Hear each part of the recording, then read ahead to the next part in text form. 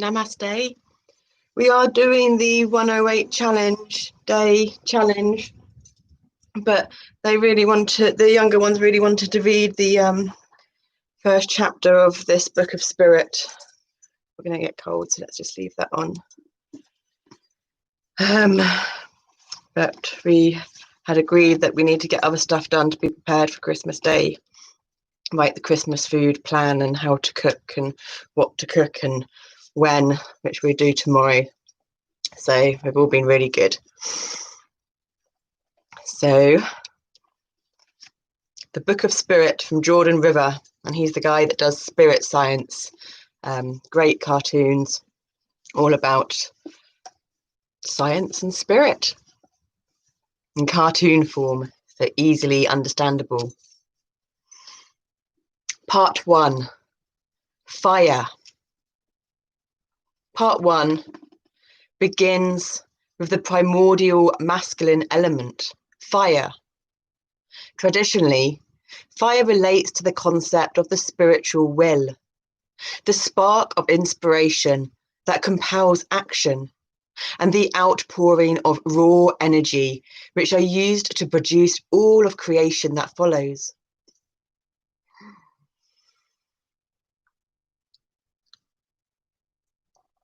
This part was naturally written from this state, a raw outpouring of thought and consciousness, curiously weaving thought and feeling together to explore the nature of conscious awareness and what the experience of it is. Keep this in mind as you read through this part, and remember to always keep your inner flame shining bright. 1,000 candles can be lit from a single candle, and the life of that candle will not be shortened.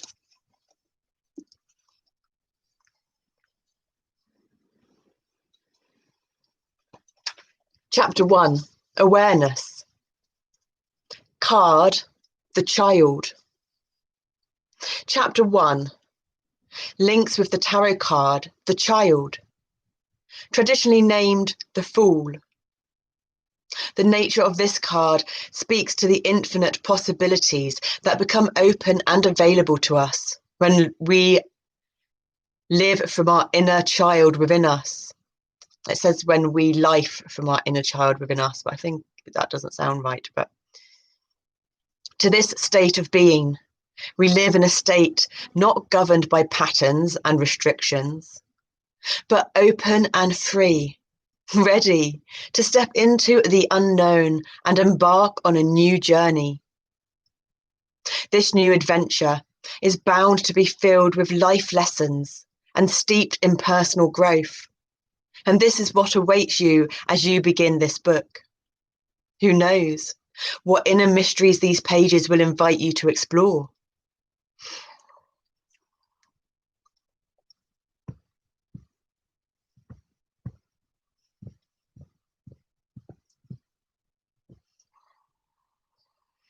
Only one thing is certain.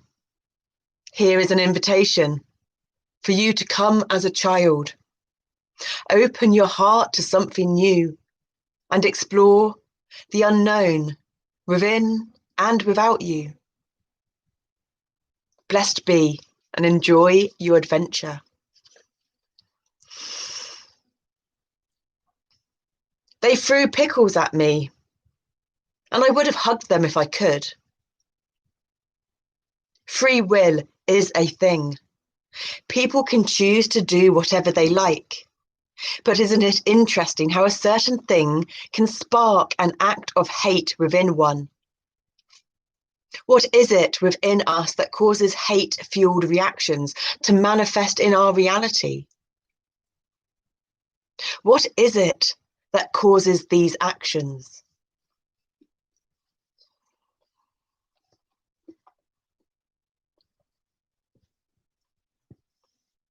In every way, you could say that I created getting pickles thrown at me. It's true. I invited it into my reality, and had I been somewhere else, it wouldn't have happened. There was certainly something deeper within me that caused it to transpire. I know that to be true. However, it's not always so easily apparent as to how we create our realities like this.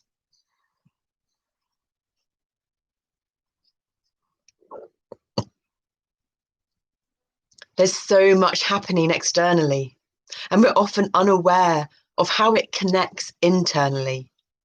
It's much easier to blame everyone else for our problems. While I didn't yell, "You there, throw pickles at me," I know that through my energy, I was asking for it. I feel like they don't get it. And what is there to get? How about all of it? Sounds like a lot. It's all about awareness. What is awareness? How can you define what it is to be aware of something? It shows up in every aspect of our lives, even in our actions and how we react to things. The modern dictionary defines awareness as knowledge or perception of a situation or fact. This is an oddly specific definition, and it doesn't fully seem to encompass all that is described by the word awareness. For example, a blueberry. In this moment, we put our focus on a blueberry. We got some of them in the fridge. We're not going to get them. They know what a blueberry is. But is this berry a situation or a fact?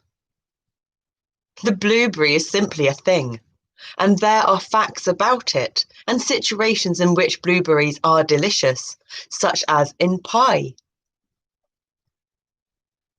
Now, in this moment, the situation that we're aware of is we're discussing the definition of awareness by using blueberries as an analogy. And the fact of the matter is that this is only the beginning of the discussion. How much farther can we stretch the limits of our awareness? Awareness of our thoughts and feelings is not limited to situations or facts, but can encompass non-existent musings beyond the reaches of what is even physically possible to experience, unless, of course, you consider you're pondering a situation. Personally, my experience of awareness is that it is the knowledge of perception of something, anything, which may or may not exist in this or any other dimension. Perhaps mindfulness of anything could also be used to describe this.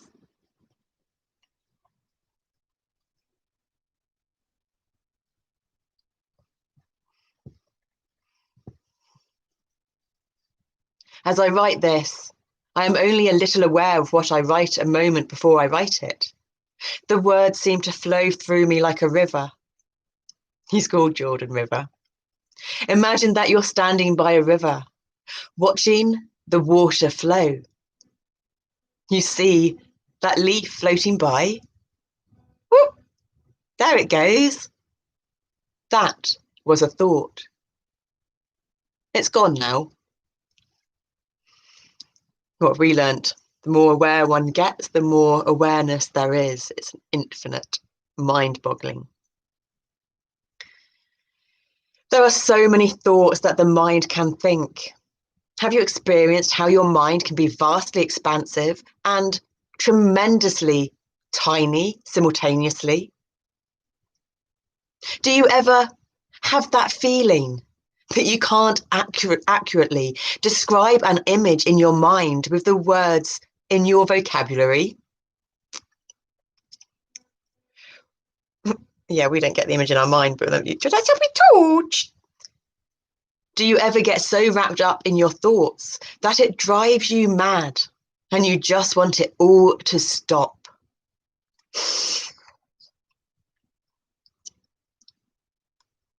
Perhaps awareness can also appear as your ability to express these ideas in a way that is relatable to others. A powerful skill to have is the ability to share your awareness with someone else. Let's pause for a moment.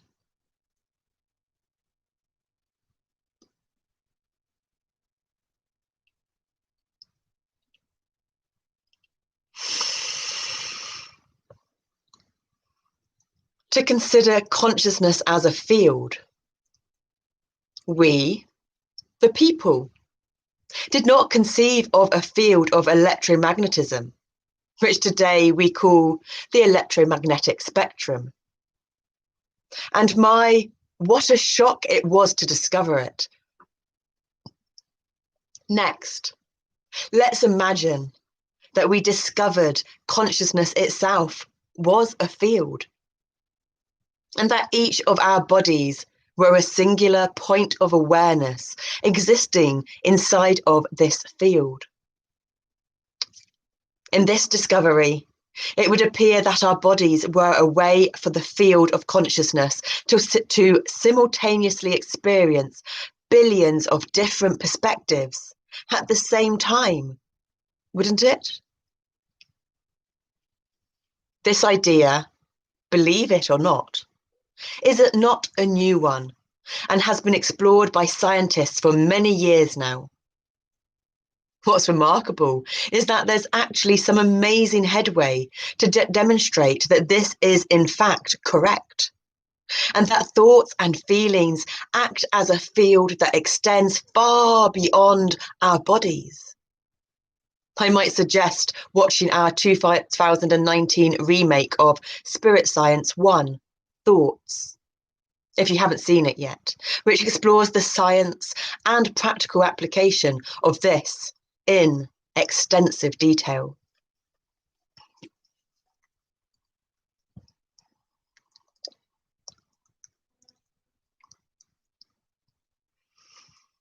As an individual within this great field of consciousness, we find that there is literally no end to the number of things you can think about and become aware of. Thoughts and feelings have the power to change us. They actively shape our personalities and make us who we are. It's remarkable and yet frustrating that we can't just zap intricate thoughts from one mind into another. But imagine for a moment if we could all do just that, mentally project images into one another's minds. This book would be a collection of images, sounds, videos, thoughts, stories, all happening simultaneously in a beautiful web of emotion and colour. You could just float your awareness through all the different experiences that are presented before you, all of the ideas and feelings that I'm sharing with you, and come to know what I'm attempting to convey. Maybe we'll get there someday, further down the river of time. Imagining time as flexible then. What I write in the future is known to me before I write it. And that river, that leaf and that flow are also happening simultaneously. The river and leaf are flowing to and from somewhere we currently are, to somewhere we have been already downstream, at least as far as the words on this page are concerned. At one point in time, I am writing this. In another point in time, you are reading this, or listening, or watching. And yet, it's the same concept being received and interpreted at both points in time. And in this, we form a bridge between our consciousness through time and space. What an amazing thought! By letting go and allowing the river to flow, the leaf to float, the fish to swim and jump. I find I don't need to know what I write before I write it. I simply allow it all to come naturally. Equally so, you don't need to know what you're about to read before you read it. All you have to do is read.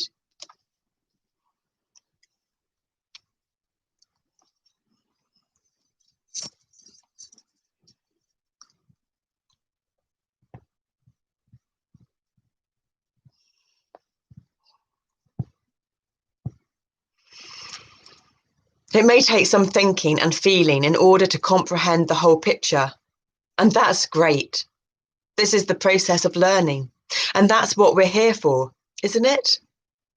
In our hearts, we know what we're writing.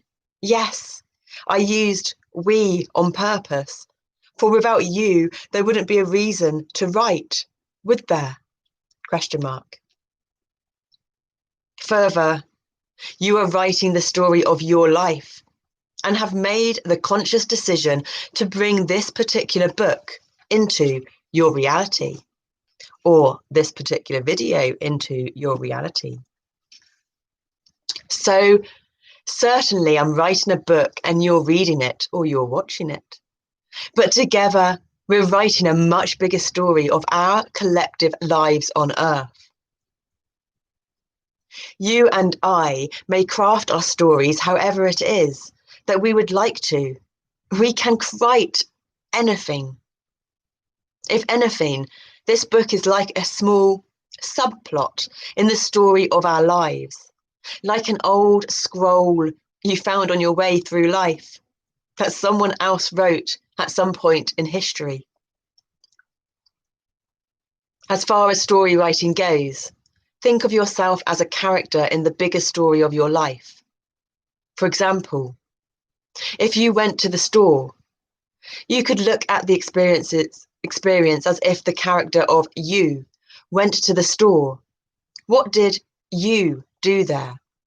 You are the author crafting the story. You are the character acting it out. Knowing you can write your life story in this way, the question remains, will you? That's one of the biggest questions you can ever ask yourself, or anyone.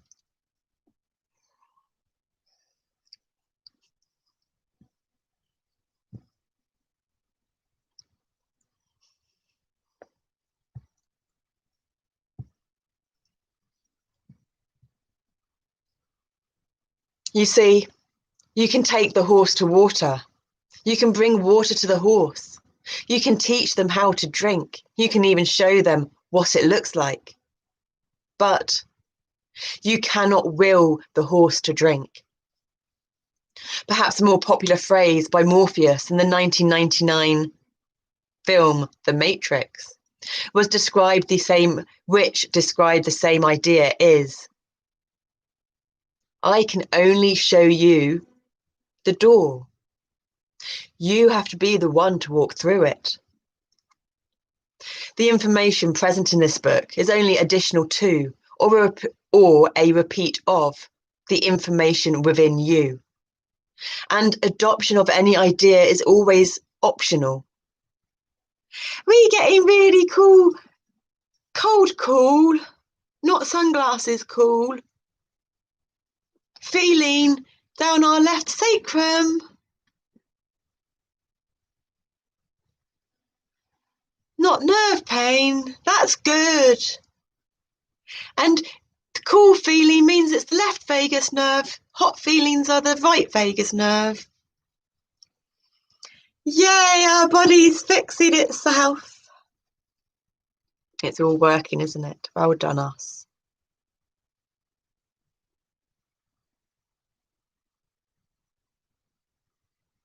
What you decide to will into existence, what you decide to do, who you decide to be, thy will be done, always. Which brings me to my next question, which is both for myself and for you. So please understand that as I ask it, I do so to invite a sense of awareness in each of us as we endeavour to answer this question that rests both in our hearts and in our minds. We must ask ourselves what it is that we want. What do I want? Well, my first answer for a long time has been that I want to change the world. I feel like that's a place many of us go when answering that question.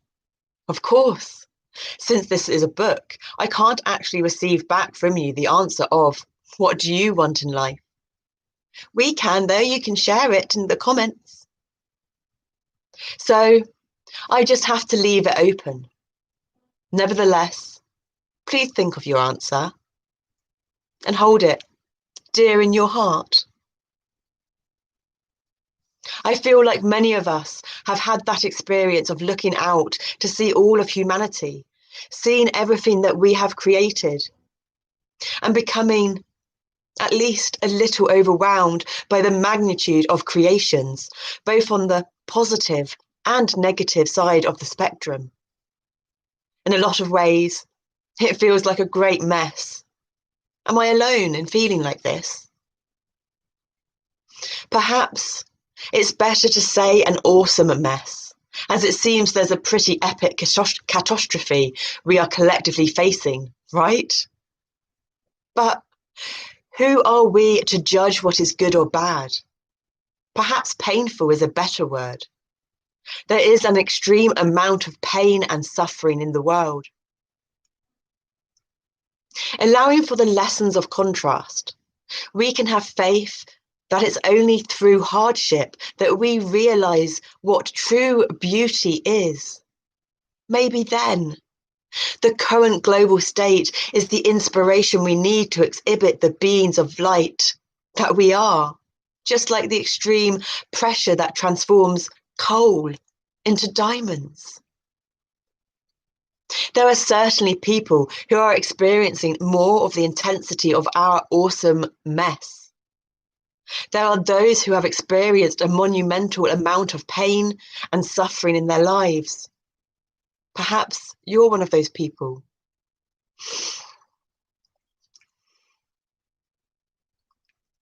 To those who have suffered, they get it.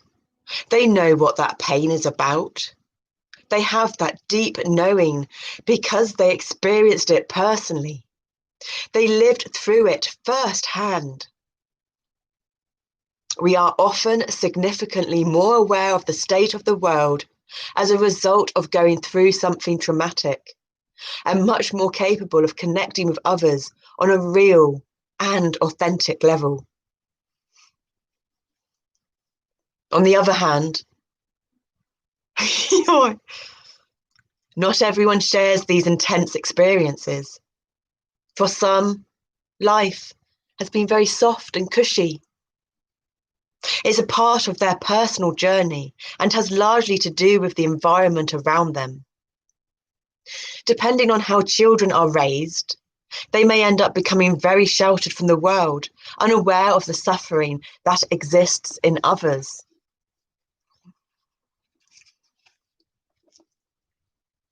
Which makes them seem shallow, but it's only because they have no basis for relating with someone else's pain. Generally speaking, even those who live comfortable lives will encounter challenge and hardship because we all have stuff to go through, lessons to learn. Part of the process of life is disconnecting from our souls at a young age and reconnecting with them later in life. Essentially, what happens is that the ego becomes absorbed in something, such as movies, friendships, school, or video games. So the individual loses touch with their true selves.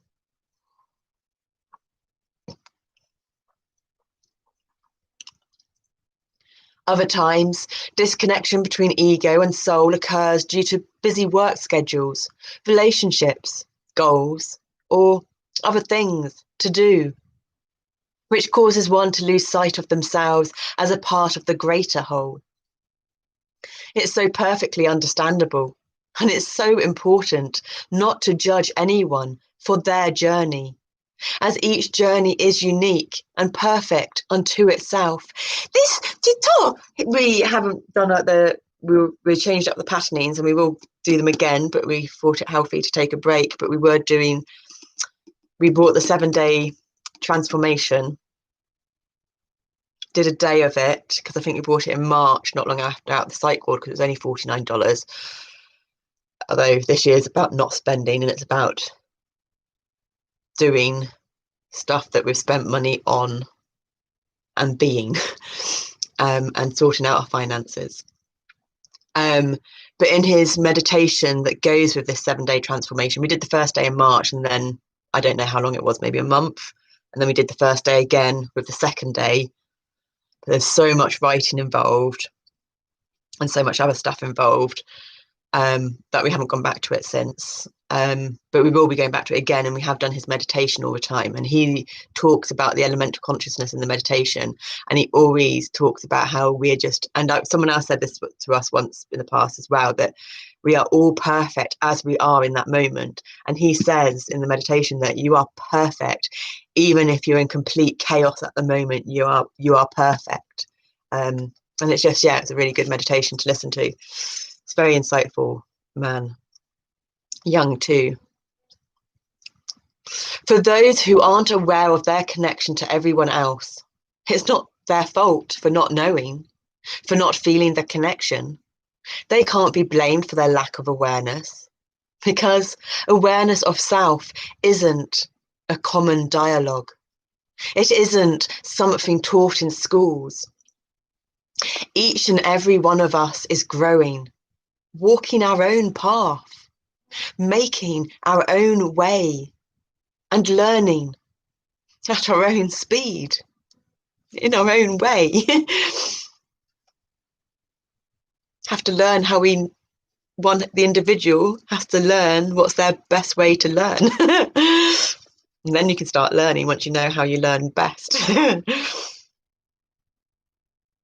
There is a classic Buddhist quote that explains further. Everyone is at different stages of consciousness. There is a certain stage you reach where your intent is to only speak your truth, not convince others of it. You begin to realize that everyone has their own path. In other words, you cannot convince a baby they should be walking when they are at the stage of crawling. To convince them of that truth is irrelevant. Heavy books. And we're probably in weak altars as well. Combination of the two. We become aware of the collective mind in stages, and then we learn to compartmentalize things in order to function properly. Here's a story that may provide context for this idea.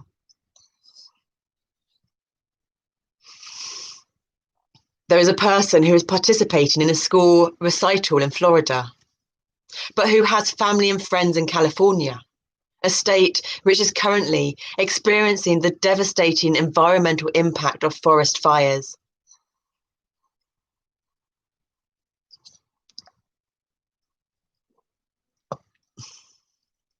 During the recital, this individual has to compartmentalize and put their family concerns in the background of their awareness, to focus on what's happening in the moment. After the recital finishes, the crowd cheers, and the person feels great to receive praise from peers for their creative work. These positive emotions coincide with the awareness of the suffering that is taking place on the other side of the country.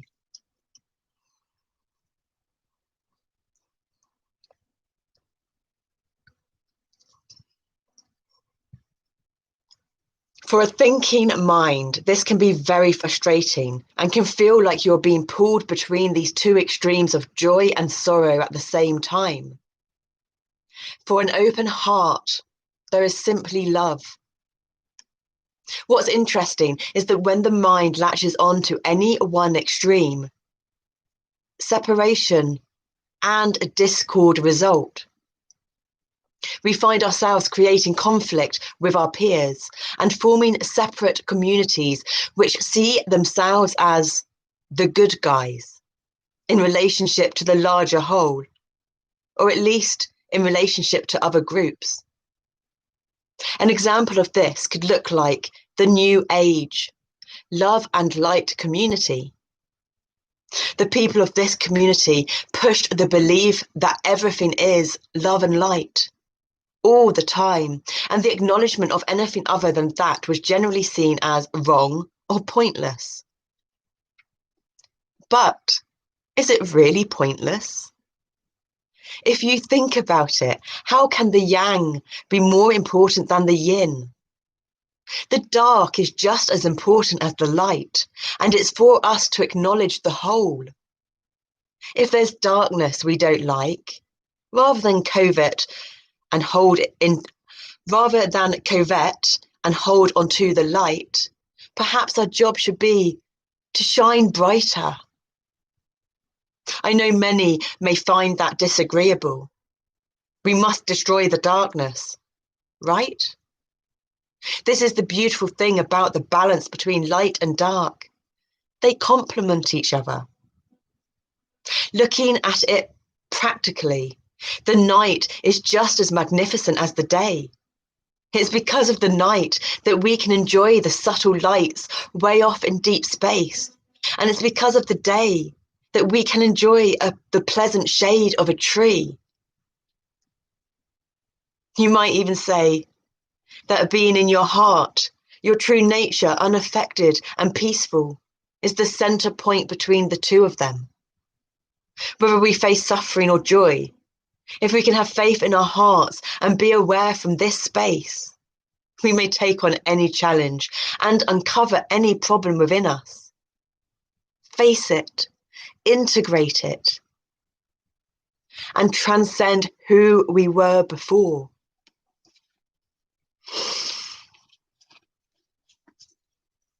I think that's what was truly intended by the love and light community.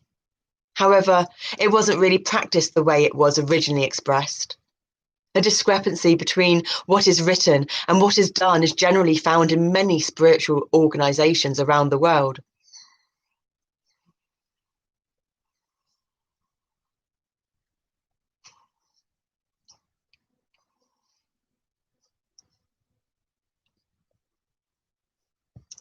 This is a collective sickness we have, and it's a result of the way society has become, the way the media portrays us to be, and the way that the internet and other forms of entertainment have become so easily accessible for us to distract ourselves by. As a collective, we have largely been brought up to avoid our problems, at least to some degree. Christians often express spiritual avoidance by their faith that Jesus is going to save them, or already did. Many Eastern spiritualities express avoidance by focusing all of their awareness on having a clear mind and disregard their physical health in the process. Atheists often express avoidance by saying, wow, there's no point to any of this, so I might as well do whatever I want. Of course, I am not describing everyone, and I don't mean to insult anyone at all.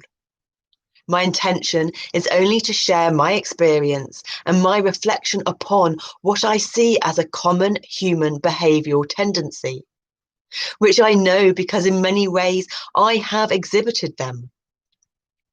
My experiences have shown me that this avoidance mentality generally comes from a lack of awareness of self and others, or maybe a lack of knowing what to do about it.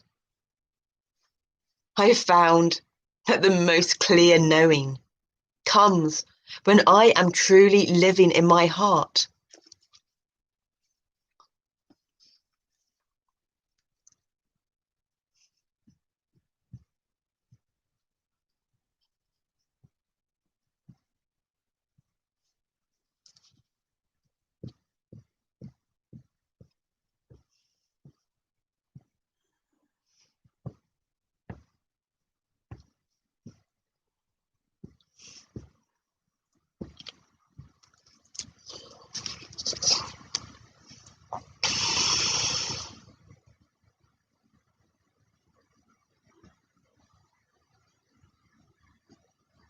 My heart has shown me that it can transmute any emotion, any suffering, clean any disease, if it is given the space to do so.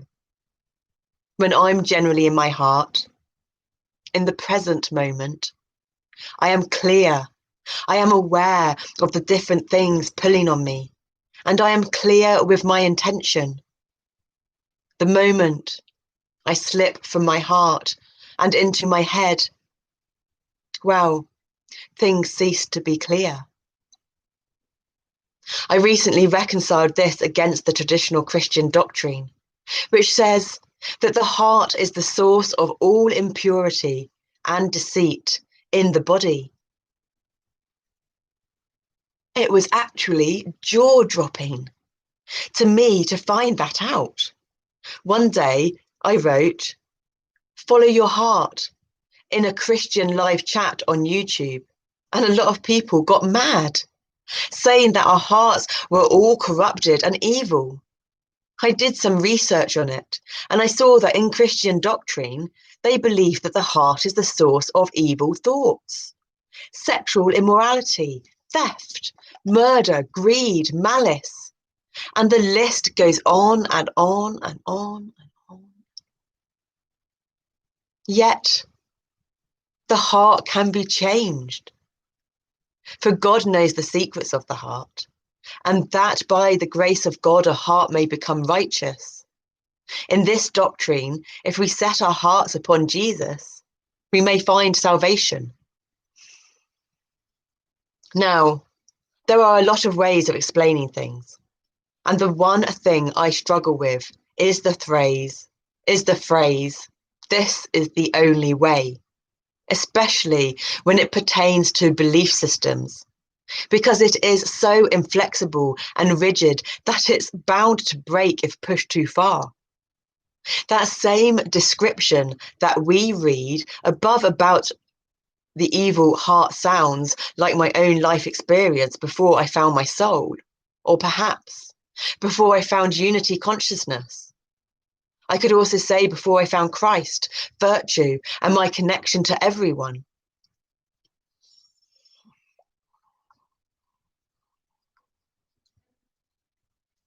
It's more like my body of consciousness was disconnected from my soul, but when I became connected with my soul, my heart connected with the heart of God, to me.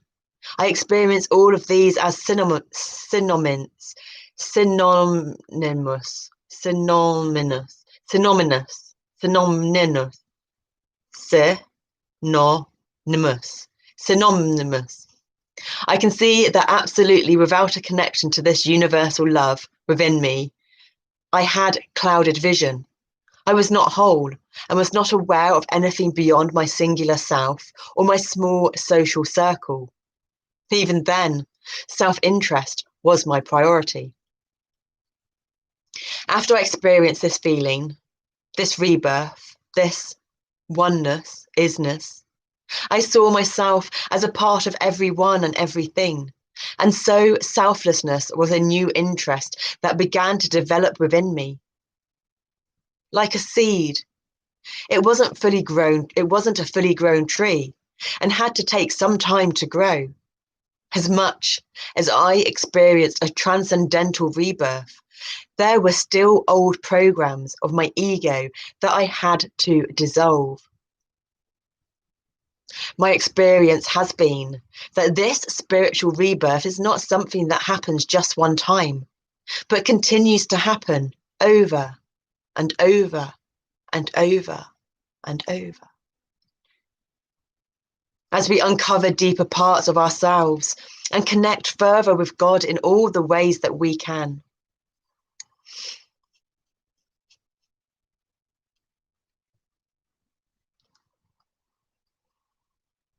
Thus, there is a bit of a struggle with those of a more rigid mindset. I am absolutely for Jesus, for Christ sits upon the throne of my heart and he commands me to be open and loving and learn from every angle and source of wisdom. Because Christ is anywhere there is virtue, across all of the faiths. There are an infinite number of ways that we can learn to connect with spirit. We must come as a child. We'll get a lot more into the world religions later on.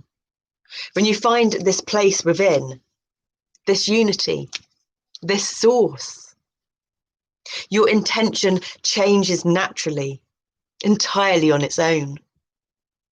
If you can set your heart upon that concept of oneness, then you find yourself with a new inner mission. You actually find yourself wanting to become selfless because you experience yourself as a part of everything. For me, I described it as a desire to change the world. When we have this realization that we can make the world a better place, that we can mold and shape the world around us, we naturally begin to change our actions by the power of the divine will which moves through us.